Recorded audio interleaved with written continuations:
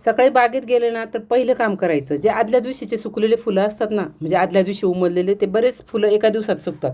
तर ते फुलं आपल्याला आधी काढून टाकायचे आहेत. कारण की आता सतत पाऊस पडतो आणि मग हे सुकलेले फुलं जर झाडावर राहिले ना, तर त्या फुलामध्ये पाणी साठतं आणि ते तिथेच झाडाला कुजायला सुरुवात होती ती आणि फंगस लागून आपलं झाड खराब होऊ शकतं. असे बरेच कामं आपल्याला आहेत की जे पावसाळ्यामध्ये अगदी आवर्जून करायचे आहेत. तर आज आपण ते सगळ्यांविषयी चर्चा करणार आहोत. त्यासाठी व्हिडिओ कुठेही स्किप न करता शेवटपर्यंत बघा आणि बाग बगीचा मराठी चॅनलला सबस्क्राईब करा. तर आता आपण व्हिडिओला सुरुवात करू. तर आपल्याला पावसाळ्यामध्ये काय होतं, झिमझिम झिमझिम पाऊस अशी चालू असते, रिमझिम पाऊस किंवा कधी जोरात पाऊस येऊन जातो. तर झाडं झटपट वाढत असतात आपले. मग त्याच्यासाठी झाडं आपल्याला अगदी क्लीन ठेवायचे आहेत. जर ते सुकलेले फुलं असतात ना, ते अगोदर काढून टाकायचे. नॅचरली ते काम होतंच, पण खूप दिवस ते फूल सुकलेलं जर त्या शेंड्यावर राहिले ना, तर बऱ्याचदा हा प्रॉब्लेम येतो आपल्याला. खास करून अडेनियममध्ये हा प्रॉब्लेम जास्त येतो. हे बघा, हे जर असंच इथे राहिलं ना, तर ते त्याला फंगस लागतं, मग ते आमचे सडतं आणि मग त्याच्यामुळं ती फांदीवरनं आपली खराब होऊन जाते. तर अडेनियम तुमच्याकडं असतील तर अडेनियमचं तर तुम्ही निरीक्षणच करायचं. वरती ते फुलं पण काढायचे, कॉडेक्स दाबून बघायचं, त्याच्या फांद्या दाबून बघायच्या. शिवाय पिवळे पडलेले पानं वगैरे काढून टाकायचं. जे थोडक्यात आपल्याला झाडं स्वच्छ ठेवायचे आहेत. जशी आपण कुंडी पण स्वच्छ करतो ना, तसं हे झाडं स्वच्छ ठेवायचे. असे झाडं मधनं मधनं झटका तुम्ही आणि त्यातली सगळी घाण काढून टाकायची आपल्याला. म्हणजे मग आपले झाडं सेफ राहतात. तसेच कुंडीमध्ये जे गवत वगैरे उगवतं ना, ह्या दिवसामध्ये असं झटपट गवत वाढतं बघा. तर कुंड्या पण तुम्ही नेहमी स्वच्छ ठेवायच्या. आता माझ्या कुंड्यांमध्ये तुम्हाला खूप घाण दिसणार नाही, कारण की मला सवय ती दिसलं की काढायचं. तर आणि काय होतं मग आपल्या झाडाचं जे खत असतं ना, ते हे गवत उगीचच खाऊन घेतं ना कारण नसताना. तर आपल्या झाडाचं म्हणजे पोषण मूल्य कमी होतात. त्याच्यासाठी हे गवत वाढूच द्यायचं नाही आपल्याला. अगदी छोटं छोटं जरी असेल ना, तरी ते काढत राहायचं बघा. म्हणजे मग ते गवत मोठंच होत नाही ना. तर अगदी अगदी नाजूक अवस्थेत असतानाच काढून टाकायचं ते. हे बघा किती सुंदर हा गॉमफ्रेनाचा कलर आहे. सुपारीचं फूल म्हणतो ना आपण, साधारण ऑरेंज बघतो, पण हे सीड्स मी ऑनलाईन घेतले होते. तुमच्या बागेत जर सुपारीचे फुलं असेल तर त्याचे कुठला कलर तुमच्याकडे आहे ते मला कमेंटमध्ये नक्की सांगा. त्याच्यानंतर पुढचं काम आपल्याला करायचं आहे अतिशय महत्त्वाचं ह्या दिवसामध्ये, म्हणजे प्रुनिंग, म्हणजे छाटणी करायची झाडांची. आता हे झाड बघू शकता तुम्ही, हे मलबेरीचं म्हणजे तुतीचं झाड आहे आणि केवढं उंच वाढलेलं आहे. अर्थात मी हे नवीन रोप आणलेलं आहे, पण मला दुसरं चांगलं रोप नव्हतं, हे असंच घ्यावं लागलं. तर नर्सरीवाले म्हटले ते थोडंसं सेट होऊ द्या त्याला आणि नंतर ते तुम्ही कट करा. तर त्याला खालनं भरपूर नवीन डोळे फुगलेत आता. तर त्याच्यामुळं मी हे अर्ध्याच्या वरती झाड कट केलं. आणि हे कट केलेल्या फांद्या आहेत ना, ह्या दिवसात तुम्ही काहीच फेकून द्यायच्या नाही हां. ते आपल्याला लावायचे आहेत. बघितलं ना तुम्ही डोळे किती फुगलेले आहेत त्याचे. हे सगळं आपल्याला लावायचं आहे. याचे 2 ते 3 तुकडे करून मी लावणार आहे. पुढे आपण बघणारच आहोत कसे लावायचे ते. शिवाय आता हे मोगऱ्याला फुलं येऊन जातात. मग याची पण हलकी छाटणी करायची. शेंडे कट करून टाकायचे. म्हणजे मग नवीन फांद्या येऊन त्याच्यावर परत म्हणजे कळ्या लागतात आणि मोगऱ्याला आपल्या सतत फुलं असतात. त्याच्यासाठी ही छाटणी करायची. शिवाय काही झाडं आपले खूप वेडेवाकडे वाढलेले असतात. मग त्यांचा शेप मेंटेन राहण्यासाठी छाटणी करायची असती. गुलाबासारख्या झाडाला पण नवीन फांद्यांवरच नवीन कळ्या लागतात. त्यामुळं फुलं येऊन गेले की त्याचे शेंडा थोडासा 2-3 एखादा म्हणजे इंच किंवा 2-3 इंच खालून शेंडे कट करायचे. मोगऱ्याचे पण असे करायचे बघा. छाटणीला पर्याय नाही आहे. आता छाटणी म्हणजे अगदी काय आपल्याला वाटतं खूप झाड कापायचं असं नाही, अगदी शेंडे कट करायचे त्याचे. म्हणजे मग याच्यातनं खालून भरपूर नवीन फांद्या येतात आणि त्याला फुलं लागतात. आता झाडांची कधी कधी आपल्या खूप गर्दी होती बघा आणि मग झाडं अशा फांद्या एकमेकांमध्ये जातात. आता इथे ह्या 2 फांद्यांमधलं ॲक्च्युली इतके झाडं जवळ आलेत की फरक कळत नाही आहे. तर मग त्याच्यासाठी आपल्या झाडाचा शेप मेंटेन ठेवायचा आहे, आपला आकार त्याचा मर्यादित ठेवायचा आहे. त्याच्यासाठी पण छाटणी करणं खूप गरजेचं आहे ना. आणि छाटणी केल्याचा दुहेरी फायदा तर होतो, सगळ्यांना माहीतच आहे, की झाड आपलं दाट होतं, घनदाट व्हायला मदत होते. कारण की छाटलेल्या खालच्या भागातनं भरपूर नवीन फांद्या येतात. अगदी 2, 3, 4 अशा भरपूर फांद्या येतात आणि आपलं झाड अगदी घनदाट होतं. तर त्याच्यासाठी छाटणी खूप महत्त्वाची आहे दिवसामध्ये. आणि छाटलेल्या फांद्या अजिबात फेकायच्या नाही. कुणाला पाहिजे असेल तर तुम्ही देऊ शकता किंवा ह्या दिवसांमध्ये तुम्ही एखादं तुम्हाला झाड खूप आवडत असतं ना, तर समोरच्याला सांगू शकता. एखाद्या तुमच्या मैत्रिणीकडे मित्राकडे असतं ना, की हे झाड छाटलं ना की मला दे म्हणून त्याचं फांद्या. अगदी सहज रुजतात पावसाळ्यात. आणि सुकलेले फुलं काढून टाकायचे झाडावरचे. कारण की सतत पाऊस पडल्यामुळं ते कुजायला सुरुवात होते. आता हे चिनी गुलाबाचे सुद्धा जेवढं तुम्ही त्याचे डेड हेडिंग कराल ना, डेड हेडिंग म्हणजे सुकलेले फुलं काढून टाकणे, तर तेवढं त्याला नवीन कळायला लागतात. आणि म्हणजे आपलं झाड अगदी फुलांनी गच्च भरतं. हे तर लगेचच कुजायला सुरुवात होतं. अशी नाजूक पाकळी असते, त्याला सडायला पण वेळ लागत नाही. हे असं काढून टाकायचं आहे. जेवढं तुम्ही असं हे स्वतःहून कराल ना, तेवढं तुमच्या झाडाला त्याचा फायदा होतो. आता ह्या कटिंग कुठल्या कुठल्या लावायच्या किंवा कशा लावायच्या ते आपण बघू. याचा सविस्तर व्हिडिओ येणारच आहे पुढचा. पण आता जे आपल्याला सध्या आपण छाटलेले आहेत ना, मग हे वायाला नाही जाऊ द्यायचं काही. आणि अगदी सहज रुजतात.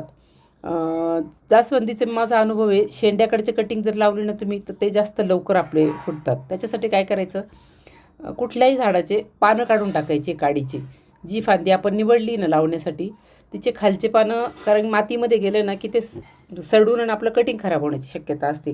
त्याच्यासाठी पानं काढून टाकायची. आणि अशा ज्या मोठ्या काड्या असतात ना, त्याचे साधारण तुम्ही 2, 3, 4 तुकडे करू शकता. आता याचे मी जवळजवळ 3 भाग करून घेणार आहे बघा. 3 कटिंग तयार झाले याचे. मग त्याच्यानंतर जेडचं कटिंग तर आता खूप छान वाढल. तुम्ही जेड तुमच्याकडं असेल ना, आणि एका झाडापासून तुम्ही अनेक झाडं त्याचे बनवू शकता. त्याच्यानंतर शेवंतीचे कटिंग आता खूप चांगले येतात. तर शेवंतीचं बघा, असं थोडीशी जाड काडी काढायची, शेंडेच काढायचे त्याचे पण. आणि याचा दुहेरी फायदा म्हणजे सांगितलेलंच मी अगोदर, की कटिंग काढल्यानंतर खालून नवीन जोमाने नवीन फांद्या फुटतात. खूप फांद्या आल्या म्हणजे त्यावर भरपूर कळ्या लागतात आणि झाडं आपले फुलांनी गच्च भरतात. तर शेवंतीचा पण आपला सेपरेट व्हिडिओ येणार आहे. त्यासाठी तुम्ही माझ्या चॅनलवर म्हणजे जोडलेले राहा, बघत राहा व्हिडिओ. आणि शेवंतीचे कटिंग लावण्यासाठी खास करून वाळू घ्यायची आपल्याला. काही मी इथे वाळू आणि कोकोपीट मिक्स घेतले काही कुंड्यांमध्ये फक्त वाळू घेतलेली आहे. आणि रूटिंग हार्मोन नसेल तुमच्याकडे तर काही प्रॉब्लेम नाही आहे. कोरपड असतेच प्रत्येकाच्या घरात. कोरपडीचं पान घ्यायचं. कोरपडीचा गर पण खूप रूटिंग हार्मोनचं काम करतं. मुळं लवकर फुटण्याला मदत होते. तर त्यात असे डिप करायचे आपल्याला ते कटिंग सगळे आणि लावून द्यायचे. तर शेवंतीच्या आत्ता तुम्ही एका झाडापासून भरपूर झाडं तयार करू शकता. किंवा तुमच्याकडं जुने 3-4 तर झाडं असतील ना, तर 9-10 झाडं तुमच्याकडं सहज कुंड्या तयार होतील. त्याची सतत आपल्याला पिंचिंग करत राहायची एकदा लावल्यानंतर. कटिंग आणि अगदी अक्षरशः 20 दिवसात शेवंतीच्या कटिंगला मुळं फुटतात. तर अशा प्रकारे कटिंग सगळे लावून घ्यायचे. त्याच्यानंतर पुढचं काम आपण बघू. आता ह्या दिवसामध्ये तुम्ही बी लावू शकता. तुम्ही भाजीपाल्याचं बी, फुलांचे बी, एकतर रोपं नर्सरीतून तयार आणू शकता किंवा घरी रोपं तयार करू शकता किंवा डायरेक्ट तुम्ही कुंड्यांमध्ये लावू शकता. असं हा सीझन म्हणजे बी रुजण्यासाठी किंवा नवीन झाडं येण्यासाठी खूप चांगला आहे. तर अशा प्रकारे तुम्ही आता रोपं लावून घेऊ शकता. आणि बीज जरी असेल ना तुमच्याकडं, तर ही तयारी थोडी तुम्ही लवकर चालू करा. 1-2 पाऊस झाले ना की लगेच लावायला सुरुवात करायची. हे बघा माझ्याकडं छान बी तयार झालेलं आहे, त्याचे रोपं तयार झालेले आहे बियांपासून. तर अशा प्रकारे तुमच्याकडं काही बी असेल किंवा कंद असतील तर ते कंद लावायचे. असं नवीन झाडांची तयारी आता आपल्याला करायची पावसाळ्यामध्ये. त्याच्यानंतर पुढचं काम आपण बघू. आपल्या कुंड्यांमध्ये जी काही जर घाण असेल, पालापाचोळा पडलेला असतो, कधी उन्हाळ्यात तुम्ही त्याला मल्चिंग केलेलं असतं, ते सगळं काढून टाकायचं आहे आपल्याला. कारण की त्या पालापाचोळ्यावर पावसामुळं ते पण आता कुजायला सुरुवात होते आणि मग कधी कधी फंगस लागतं. तर कुंड्यांची माती मोकळी करून घ्यायची मुख्य म्हणजे. याच्यामुळे मुळांना हवा पण लागते. तुमची झाडं ओले जरी असतील ना, अरे हे तर मला वाटतं अबोलीचं रोप उतरलं आहे. खूप सुंदर कलर आहे माझ्याकडे अबोलीचा आणि त्याचं छान रोप उतरलं आहे. शेजारी शेजारी कुंड्या आहेत ह्या. तर अशा प्रकारे कुंड्यांची उकरणी करून घ्या थोडक्यात. आणि तुमच्याकडे खत असेल तर तुम्ही आता खत घाला किंवा नसेल तर ते उकरून आणि असंच राहू द्या. लगेच त्याला पाणी नका घालू, म्हणजे मुळ्यांना हवा मिळते त्याच्या. तर आता खूप ओल्या मातीमध्ये खत नाही घालायचं. त्यामुळे मी आज खत घालणार नाही. पण तुम्हाला मी सांगते, पाऊस उघडतो आपला कधी कधी ना, 5-6 दिवस 8 दिवस नसतो पाऊस, त्यावेळेस पटपट खतं घालून घ्यायची. तर हे गांडूळ खत आहे. गांडूळ खतानंतर ही निंबोळी पेंड आहे. आणि त्याच्यानंतर हे सीवीडचे ग्रॅन्युअल्स आहेत, म्हणजे दाणेदार खत आहे हे. हे सगळं ऑर्गॅनिक आहे. हे अजिबात त्यात केमिकल नाही आहे काही. सीवीड पण पूर्णपणे सेंद्रिय आहे. तर माझ्याकडे भाज्या वगैरे भरपूर लावलेल्या असतात, त्याच्यासाठी मी हे सगळं सेंद्रिय वापरत असते. तुम्हाला केमिकल पाहिजे तर तुम्ही आता 19-19 वापरू शकता. DAP घालू शकता फुलझाडांना, किंवा 05234चा स्प्रे घेऊ शकता. मी फक्त DAP वापरते ॲडेनियमला. खास करून. बाकी कशालाच मी केमिकल वापरत नाही. म्हणजे गुलाबाला वगैरे तर गरजच पडत नाही. किंवा तुमच्याकडं काहीच हे खतं नसतील ना, तर असे तुम्ही ऑनलाईन तुम्हाला भरपूर किंवा दुकानात पण मिळतील रेडीमेड खतं मिळतात, की ज्यामध्ये सगळं असतं आणि हे पण पूर्णपणे ऑर्गॅनिक आहे. हे मला इफकोचं मिळालं होतं फ्लोरा डाएट, काही कंप्लीट फूड, प्लांट फूड असं असतं. किंवा फ्लोरा डाएट नावाने बरेच कंपन्यांचे येतात. असे तुम्ही रेडीमेड खतं आणून ठेवा आणि ते घालू शकता तुम्ही. दर महिन्यातनं एकदा जरी तुम्ही त्याला थोडं थोडं घातलं ना, तरी आपल्या झाडांची हेल्थ चांगली राहते, भरपूर फुलं लागतात. त्याच्यानंतर आता पुढचं काम बघू आपण. पुढचं काम म्हणजे फंगीसाईडचं पाण्याचा वापर, म्हणजे फंगीसाईडच्या पाण्याचा स्प्रे तरी करायचा आणि मातीमध्ये पण घालायचं. तर ट्रायकोडर्मा असेल तुमच्याकडे तर ते वापरा. ही माझ्याकडे ट्रायकोडर्मा नाही आहे सध्या, तर माझ्याकडे ही साफ फंगीसाईड आहे आणि खास करून मी आर्डेनियमसाठी वापरते. बाकी झाडांना जास्त वापरत नाही मी हे केमिकल काहीच. तर त्याचा स्प्रे करून घ्यायचा. शिवाय तुम्ही असे काही वेलवर्गीय झाडं लावलेले असतील किंवा काही वेली लावलेल्या असतील फुलांचा, तर त्यांना आधार द्यायची गरज असते आता. त्यासाठी काठ्या लावा, तुम्ही नेट लावू शकता, मांडव करू शकता.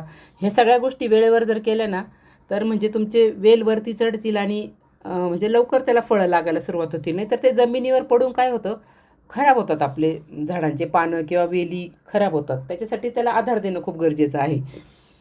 तर अशा प्रकारे आपल्याला भरपूर कामं असतात ह्या दिवसामध्ये करायची. त्याच्यानंतर सगळ्यात महत्त्वाचं काम राहिलं सांगायचं तुम्हाला, की नर्सरीमध्ये जाऊन आणि झाडं खरेदी करा आणि झाडं लावून घ्या. कारण की ह्या सीझनमध्ये तुम्ही काही लावा ते येतच म्हणतात. म्हणजे पावसाच्या पाण्याची जादू असते ॲक्च्युली ती. पावसाचं पाणी म्हणजे मॅजिक वॉटर असतं. आता ऑगस्ट महिन्यामध्ये तुम्ही अजून एक काम करायचं आहे, की आता आपल्याला थंडीसाठी काही जर झाडं लावायची आहेत ना, तर बऱ्याचशा फुलझाडांचं आपण ऑनलाईन आता बी घेऊ शकतो. भाजीपाल्याचं बी, तर हे तुम्ही तयारी करा आत्ता, घेऊन ठेवा आणि 15 ऑगस्ट नंतर ते लावायला आपल्याला सुरुवात करायची. म्हणजे डिसेंबरमध्ये आपल्या झाडांना फुलं येतील. तर ही तयारी पण आपल्याला आत्ताच करायची. तर असे भरपूर कामं असतात. काही कदाचित माझ्याकडनं सांगायचे राहिले असतील तर मला कमेंटमध्ये तुम्ही सांगू शकता, की हा मुद्दा राहिला आहे सांगायचा. आपण पुढच्या व्हिडिओमध्ये काही कव्हर करू शकतो अजून. व्हिडिओ तुम्हाला जर आवडला असेल तर नक्की लाईक करा, शेअर करा. तुमच्या मित्रमैत्रिणींबरोबर शेअर करा. ज्यांना बागकामाची आवड आहे, कुटुंबातील सदस्य असतील त्यांच्याबरोबर शेअर करा. व्हिडिओ शेवटपर्यंत बघितल्याबद्दल खूप खूप धन्यवाद.